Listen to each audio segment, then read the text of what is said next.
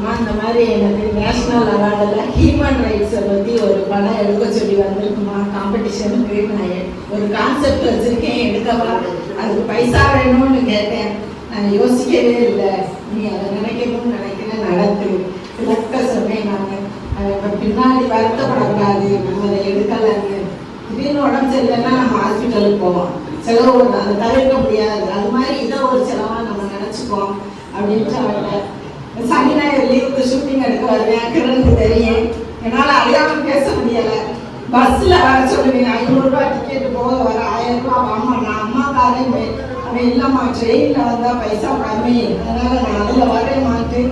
11 மணி நேரம் ஸ்டாண்டிங்லேயே நின்று வந்திருக்கேன். பல வாரங்கள் ஒரு 3-4 மாதம் நான் கஷ்டப்பட்டேன். ஆனால் ஃபுல் சப்போர்ட் வந்துக்கிறேன்னேன், அதை நான் மறக்கவே மாட்டேன். அவன் சொன்ன உடனே நல்ல கான்செப்டா தம்பி நம்ம எடுப்போம் அப்படின்னு நான் எவ்வளோ சொன்னேன், நீ பஸ்ஸில் வா பஸ்ஸில். அவன் கேட்கவே இல்லை. வந்து ஒரு சண்டே மட்டும் லீவு இருக்கும், அன்னைக்கு ஒரு நாளாவது நீ இருமா, அடுத்த வாரம் 2 நாள் லீவு இருப்போம். ஆனால் கேட்க மாட்டேன், இல்லைம்மா அன்னைக்கு நிறைய ஒர்க் இருக்குது, நான் வந்துடுவேன், வந்துட்டு நான் முடிச்சிடுவேன்னு வந்திருக்கேன். அதனால நான் நல்லா ஹார்ட் ஒர்க் பண்ணேன். நீங்கள் இவ்வளோ சப்போர்ட் பண்ணதுக்கு ரொம்ப சந்தோஷம்.